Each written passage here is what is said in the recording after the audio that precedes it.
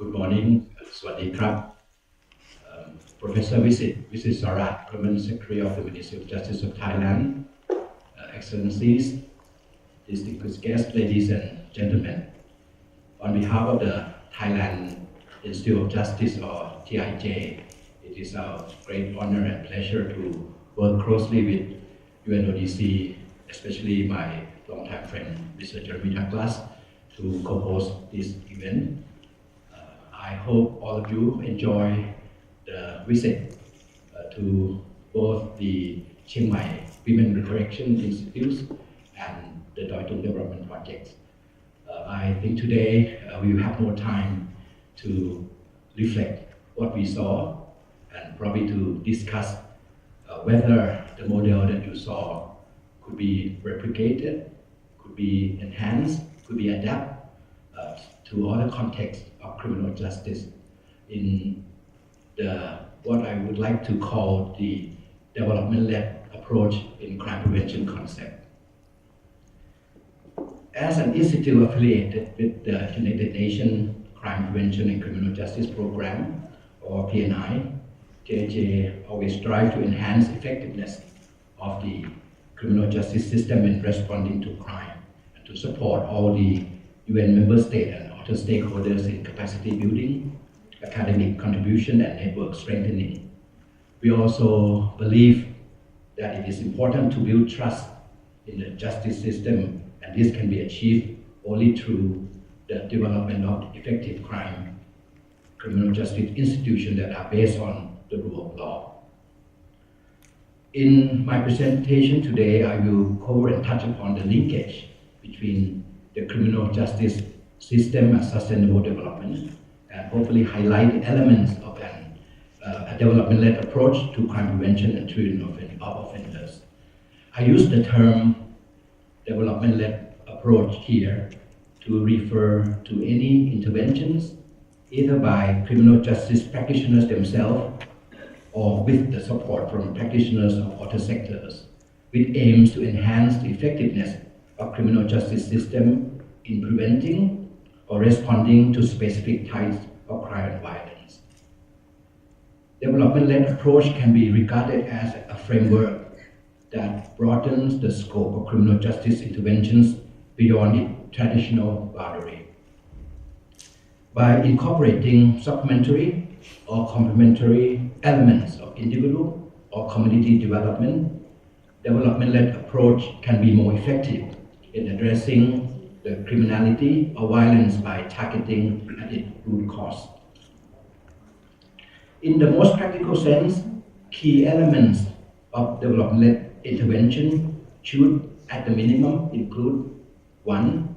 Identification of the root cause and the way these underlying factors affect or impact those at risk of committing or falling victims of the corresponding crime, often at the structural level. 2. Identification and implementation of development policy, interventions, or programs that target specific vulnerable groups. And 3. Development-led approach is by definition multidisciplinary and involves partnership between criminal justice sector on the one hand and other relevant sector on the other.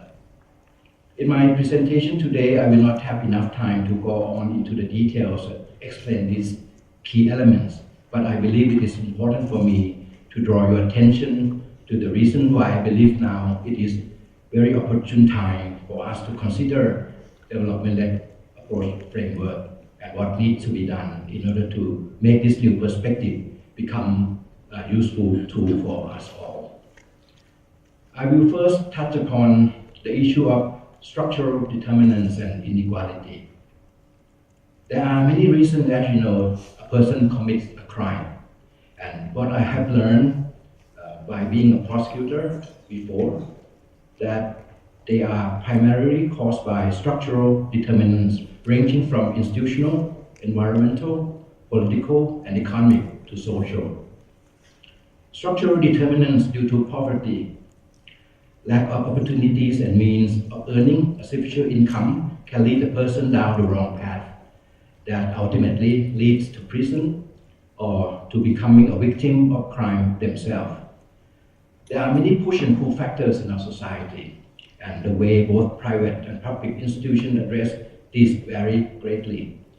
While governments may have national development plan and robust institutions in place to meet the needs of the public, unfortunately, they are not able to reach all elements of society, and inequality still persists. Since the UN General Assembly adopted the 2030 Agenda for Sustainable Development in 2015, the global discourse on development has for the first time recognized peace, justice, strong institutions, and more importantly, the rule of law as imperative in achieving sustainable development. The rule of law is a golden thread that weaves through all the goals. Without it, development cannot be attained. It is here that I see that the criminal justice system and development are also mutually reinforcing and complementary. Sustainable development, the criminal justice system and the rule of law can be mutually reinforcing and complementary because a healthy and well-functional criminal justice system that adheres to the rule of law can strengthen sustainable development efforts. It is also true that there is much that criminal justice system can benefit from sustainable development. And it is through this observation that development-led approach become meaningful as a new paradigm. The criminal justice system is designed to keep our society safe and free of violence and crime, while punishing offenders who break the law, while also rehabilitating the offender by addressing the cause of criminal behavior. This in turn aims to prevent reoffending and support long-term sustainable reintegration. In situations where inequality, lack of access to social and economic development often lie at the root cause of violence and crime, the criminal justice system alone may not be able to remedy the problem.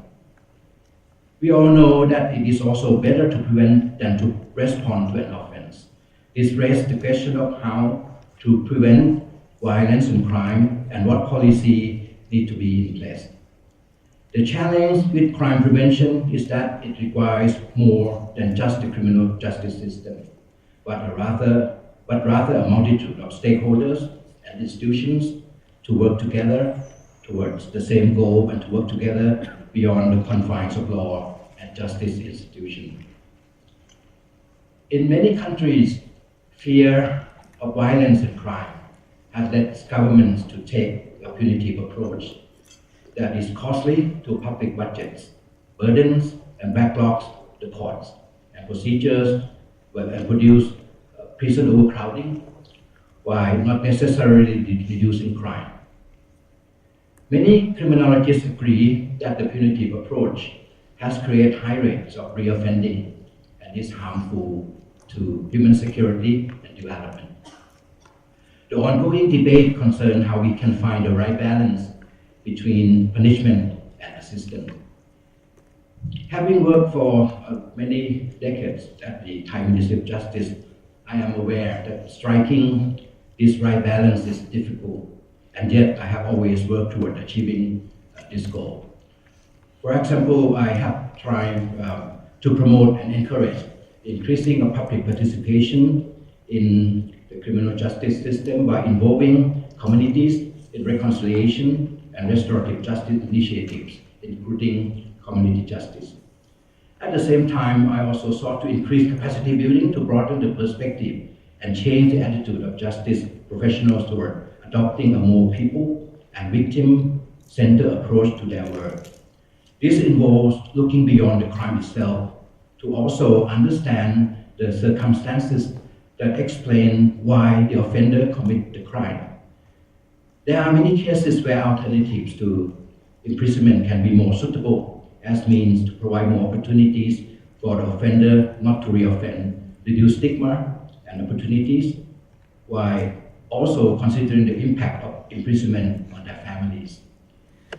At the TIJ, we have worked together with Department of Probation to develop and promote the use of social investigative reports, where judges may request information on the defendant in order to learn more about his or her social and economic circumstances, and thus to aid the court in sentencing or to find court decisions that balance appropriate punishment in accordance to the law, with reducing the amount of harm to their families. As we have seen during the today's study visit, social inequality, poverty, and lack of access to education and limited legitimate